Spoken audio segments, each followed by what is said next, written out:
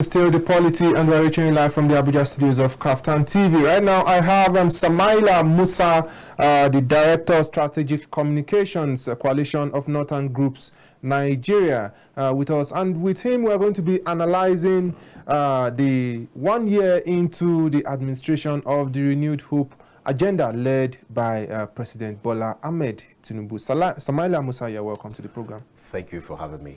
It's good to have you on the program, and just because of our time, I really do hope we are able to, compress everything we have on our hands today into the little time we have. And very quickly now, I want you as a Nigerian now, and I want you as a Nigerian to quickly give us your brief assessment on the general outlook of the Renewed Hope agenda led by President Bola Ahmed Tinubu, almost 1 year into its first 4 years tenure.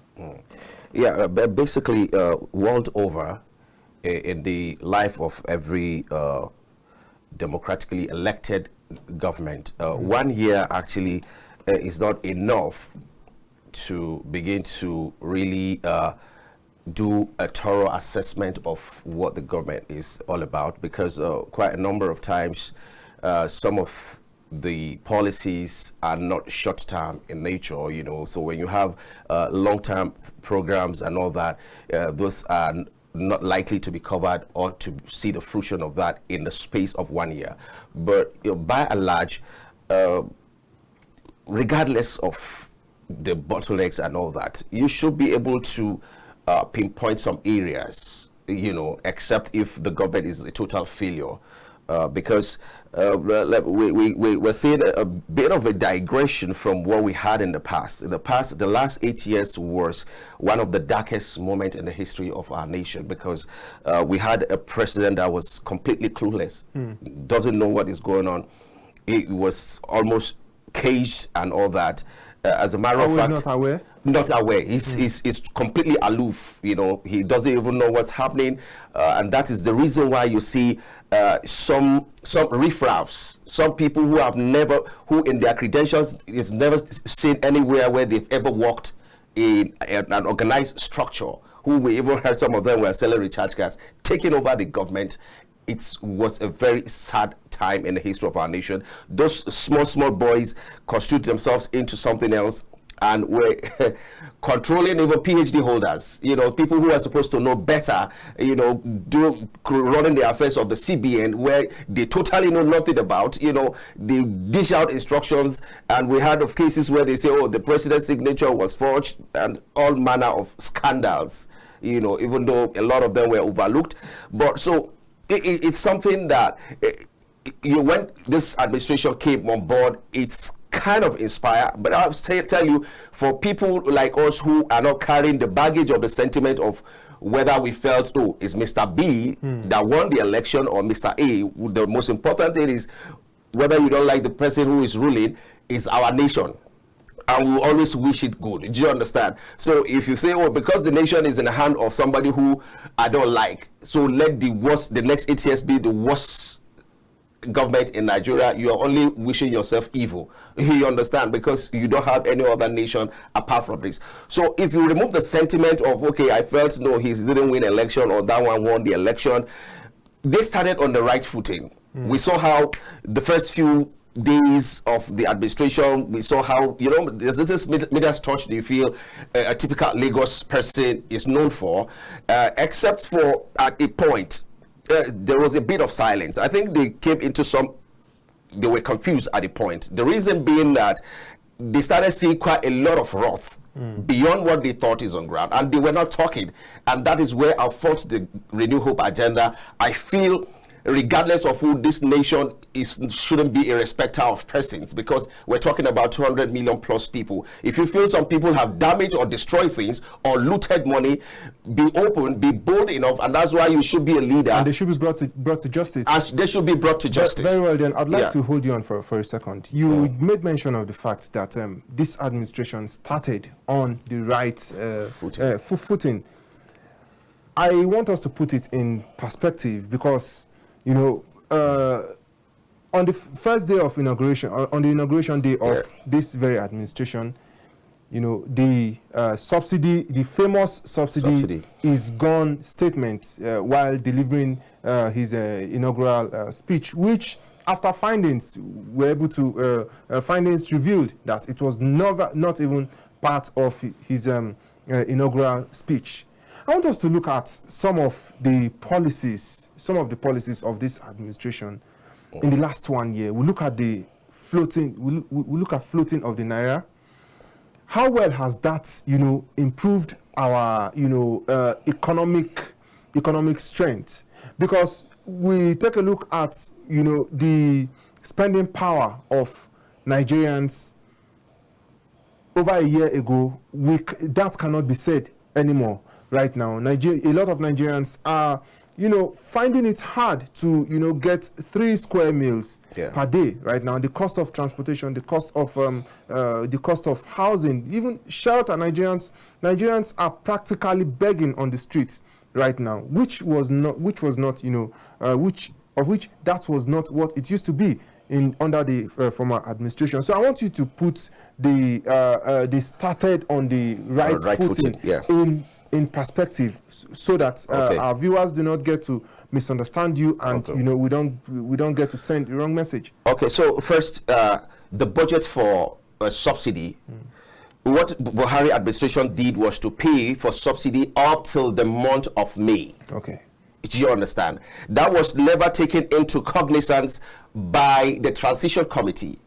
You know, these are first-hand information we get to know until that minute when they realize, look, even though the issue of subsidy has been there since almost when we were little, you can always hear debates around subsidy or no subsidy. But the fact is, somebody paid for subsidy up till the time he's handing over, and he doesn't care what happened afterwards. So the next person coming needs to wait because he needed time. You understand? Because it's not something he can approve for himself. You get what I'm saying? So he needed time. At that time, there was no way it can be sustained. If he said, oh, we're still going to be running the subsidy, where's the budget? It wasn't budgeted from that month. It ended that month of May. You understand? Which the previous government also attested to that.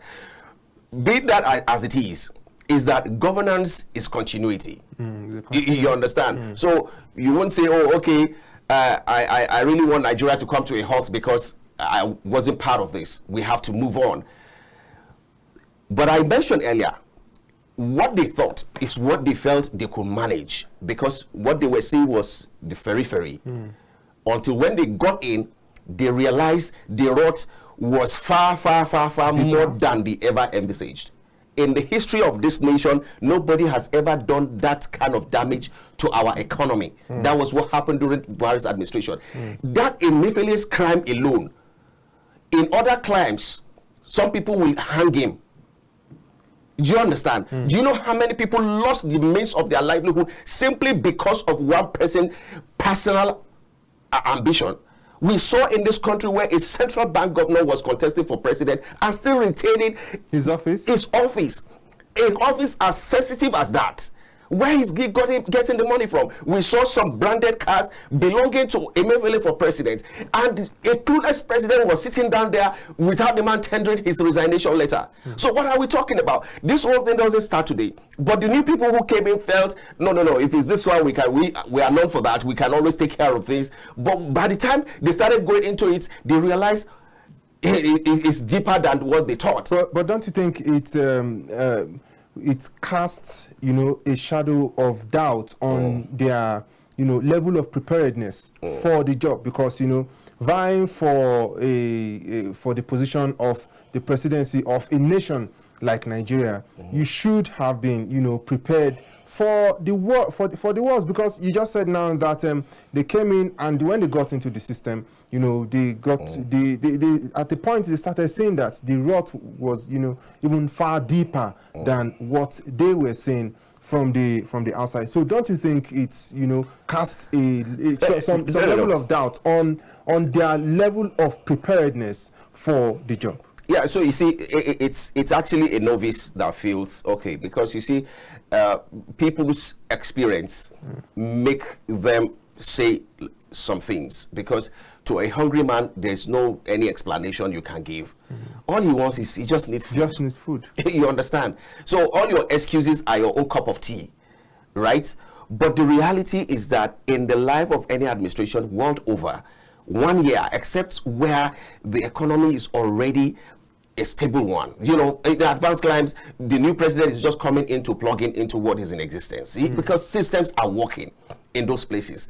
So when you have a situation like we have in Nigeria, or that they inherited, you know, 1 year is actually not enough. It might look like a whole 1 year, no, but it's far beyond that. And that's why we're seeing all the things happening. You could see that CBN is trying everything it can just to make sure, because they know beyond their image, there is no any policy that can really make sense if dollar keeps skyrocketing. You understand? So beyond even the interest of the common man on the streets, they also, as a government, they need to make that to be a bit stable or to come down. And they're trying all they could. But what those guys have done there, we saw in this country how people are carrying trillions to print billions of naira. Trillions. Because I'm still trying to understand the wisdom behind taking trillions under an economy that is struggling, to start printing money, to start printing new money towards the end when you were supposed to quit the stage.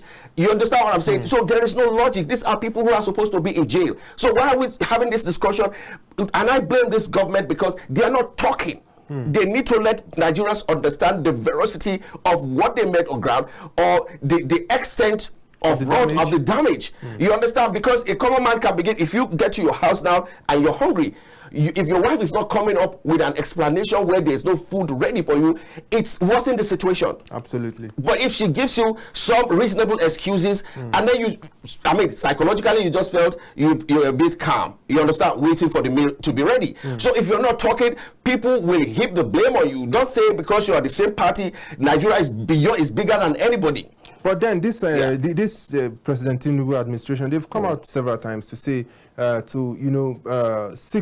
ask Nigerians to be patient. That's even the Minister of Communication, the special advisor to the president on communication, Bayo Onanuga, has even come out so many times to say that the policies of most of the policies of the federal government led by Bola Ahmed Tinubu, that they have been yielding good fruits, good results.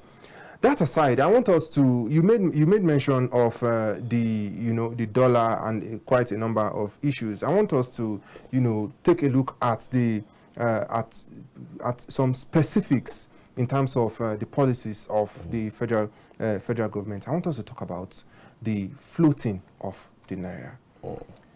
In your opinion, do you think that move have by any means achieved the intended results? That's one. If it hasn't, is there a glimmer of hope in the nearest future? Yeah, so I think to some extent that actually changed the scenario, positively when the naira was floated.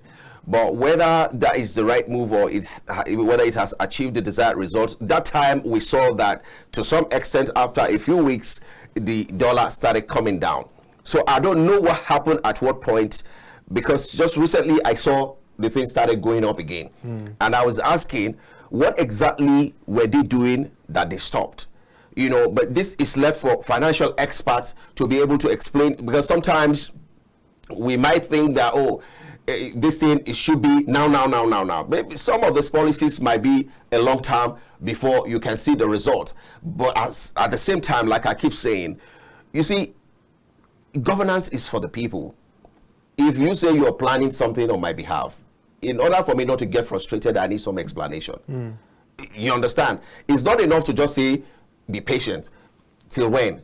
What is happening? I love to know. Happening? It helps me mentally to be stable while I'm waiting, while I'm being patient. Do you understand? So if you're not coming up with tangible explanations, it makes what you're saying to look like we've had it before.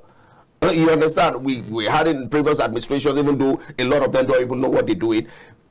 keep saying, just give us more, little time more, little time more. In fact, there's a slogan in Hausa that you kept emphasizing that.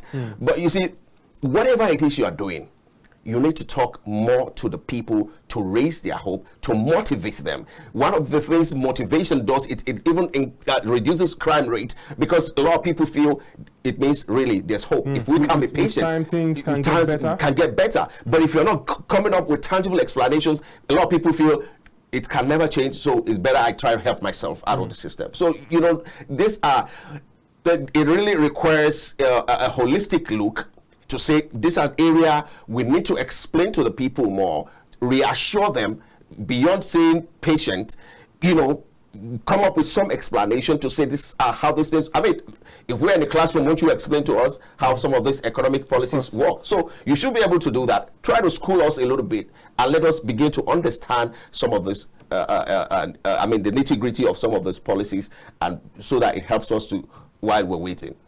All right, then I want us to talk about, you know, the rationale behind these policies now, and the timing also, you know, and this will take me back to the inaugural speech of the president, where, you know, he famously said subsidy is gone. Nigerians, you know, there's a consensus amongst Nigerians that subsidy needs to go.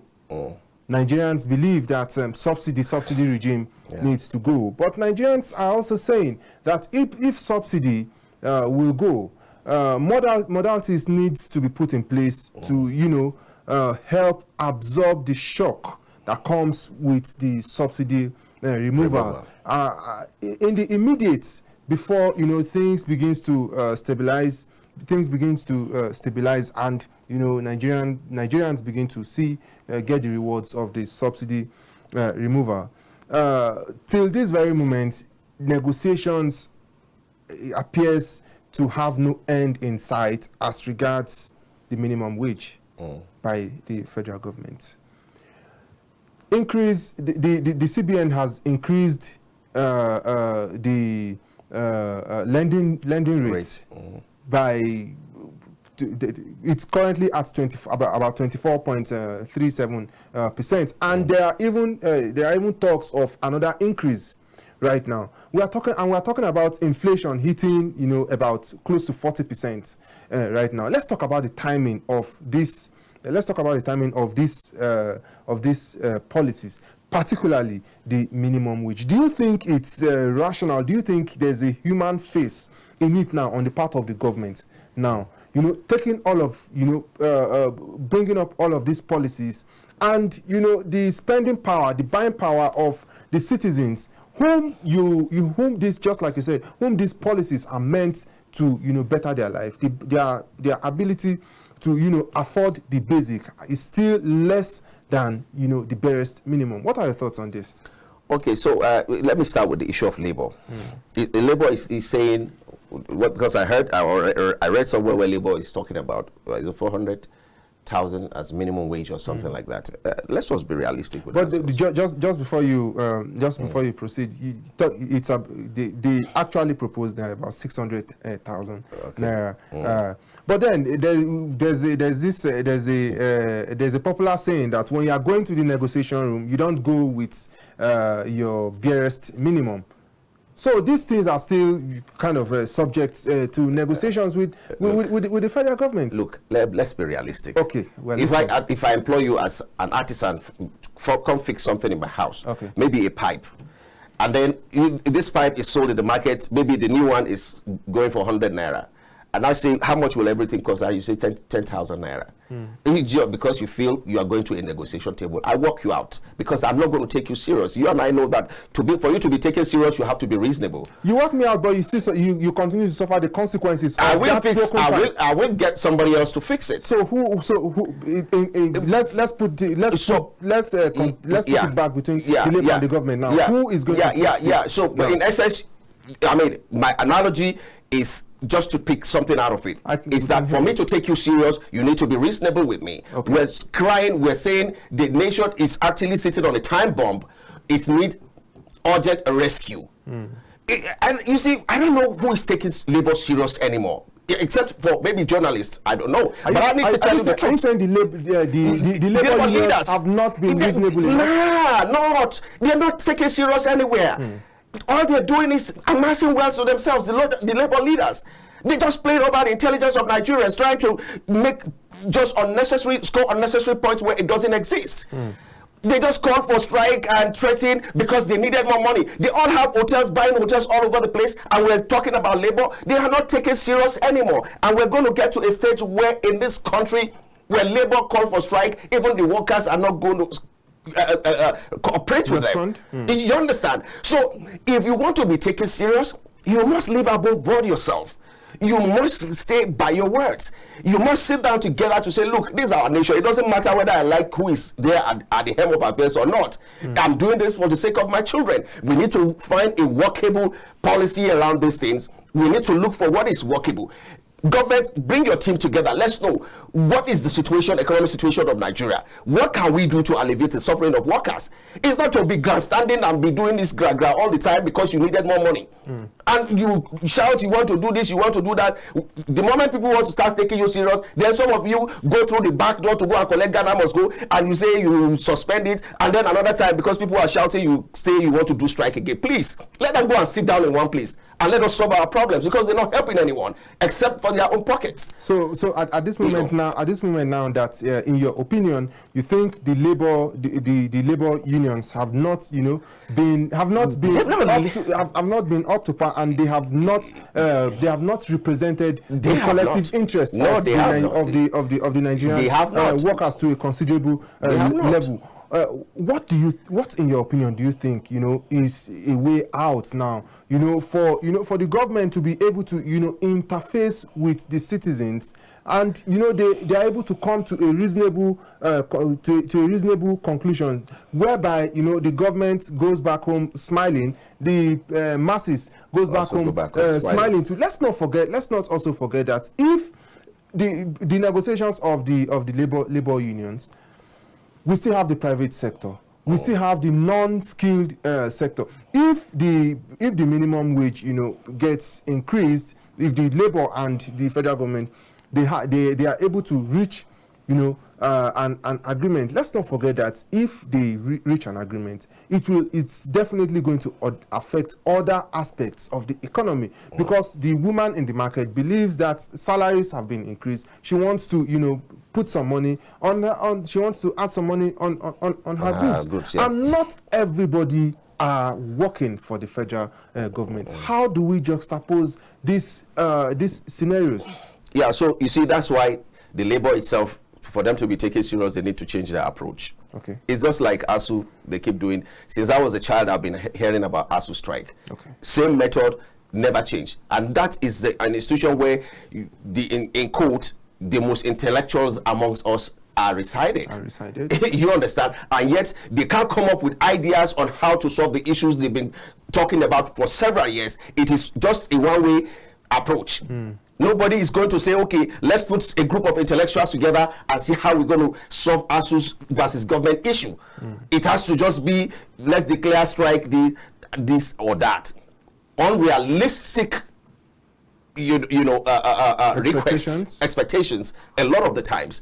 You need to change your approach, because we're talking about nation building. It involves all of us. You understand? If I'm not a lecturer, for example, I have a brother or a sister who is doing it. You understand? So it's not like, oh, we don't want them to earn more money or something. We have to be realistic with ourselves. Nigeria is a developing nation. When people talk on social media, I just look at them. How are you so naive? And you're not even hiding your naivety. You are exposing yourself before the whole world. When you talk about, you are comparing Nigeria with developed nations. Do you understand? And you pick one policy and you try to compare it with the one existing in a developed nation. You need to look at what is the definition of a developing nation and what are the challenges. How do you surmount the challenges in a developing nation? You understand? To begin to match up with until they attain that developed nation thing. It doesn't happen overnight. You are clamoring for this, you are clamoring for everything at the same time. Nobody can perform that miracle except God. You understand? So, but of course, because the previous administration have actually even performed worse, it makes the work of the new one to look like you are not doing nothing yet. Not doing nothing yet. Because a lot of rot, a lot of destruction, damage, and all that. So it takes patience. But I mean, like I said, if there's anything the government needs to prioritize in the interim while you're trying to fix the nation, is to make sure that there is availability of food, because that is what the common man wants to know. If I can't afford 3 square meal or 2 square meal, for example, and you're talking to me about you fixing the nation, is it at my own expense until I die before? Do you understand what I'm saying? Absolutely. So whatever it is has to be centered about how do we make food available to all.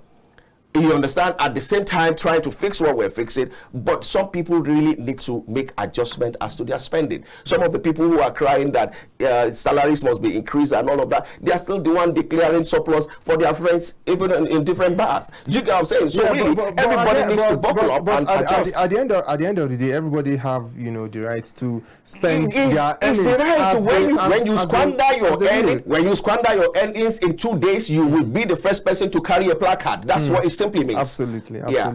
Okay, then because our time is fast spent, I want us to talk about this very important issue before we leave the studio this afternoon. I want us to talk about the state of opposition in Nigeria at the moment. Do you think Nigeria have a formidable an opposition party that is formidable enough to keep the ruling party on red alert, that's okay. Yeah, we have an opposition party, that keeps us on our toes. We cannot afford to fail. We have to continue to deliver the dividends of democracy to the people as we have promised them. What are your thoughts on the state of opposition in Nigeria today?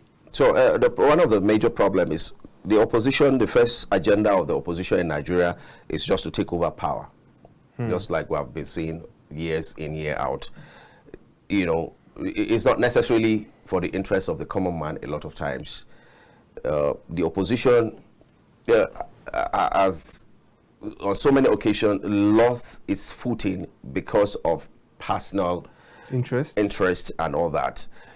Because the interest is ab initio wasn't for the people but personal. And so the opposition has found itself in a situation today in Nigeria that opposition is scattered, and there is no how you can take over power from the ruling party if you're not having some kind of synergy, some kind of realignment. But don't forget that one of the major roles of the opposition is to put the government on its toes for good governance. But that is no longer there with the opposition in Nigeria today. They're not doing any correction for good governance, but rather they want you to fail more so that it gives them more advantage during the electioneering. You understand? It doesn't matter how many people are being killed in the process of the failure of the man on the helm of affairs. As far as they are concerned, let it continue. We saw where some opposition leaders in this country even said they were involved in sponsoring terrorism simply because they want to take over power. Is this how opposition is done in other climes? The answer is no. So the opposition in Nigeria has actually lost it, but there's little left for them, and there's room to salvage it if really they want to work in the interest of moving the country forward. But I see some realignment trying to happen just of late, where the Labour Party visited the PDP presidential candidate and all of that. But I don't see that working. That has happened in the past. A lot of opposition leaders, because everyone has his own interest. Why do you think you don't? Why do you think who is going to step down for who? But there have been talks in recent times that Atiku has said that he will step down for Atiku is not stepping down for no one. Atiku has been begged several times to step down for people who should have gone. In fact, he said there was a time he said if PDP like they should zone it to I want to remember the name of his village where he comes from. He said even if they zone the chairmanship to his village, he's still going to contest election. Not even saying you zone it to the north. You understand what I'm saying? These are people who are held bent until they become president of this country.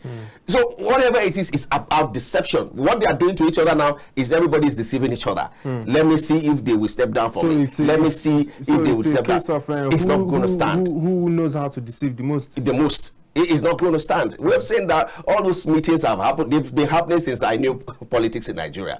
You understand? Except if the other man doesn't have the ambition. But when you have the likes of Atiku, Peter Obi, who believes he even won the election, for example, Kwankwaso, who also believes he is a political juggernaut in the north, you understand, and by extension to the south now, none of them is willing to step down for each other. And what everybody is doing after they left their meetings now is to go and look for the pitfalls of how can we make sure that in this realignment, he's going to be dropped and people will prefer me. That's what all of them are going back to the field to go and do. And nothing more. It's deception. And it's not going to stand.